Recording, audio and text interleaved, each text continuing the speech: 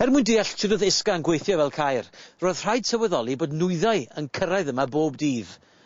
Mi roedd yna borthladd yma gyda llongau yn cyrraedd efo nwyddau o bob man o'r ymerodraeth. Ond hefyd, roedd angen pont, fel bod nwyddau'n gallu cyrraedd ar y rhewlydd.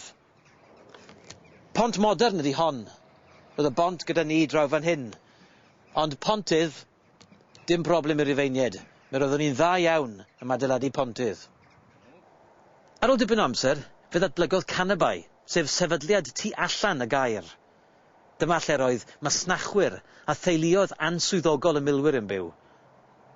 Mi roedd 3 gwaith mwy o bobl yn byw yn y Canabai yn y diwedd nag oedd yn y Gaer ei hunan. A dyna enghraifft o'r sefydliad tu allan i Gaerleon.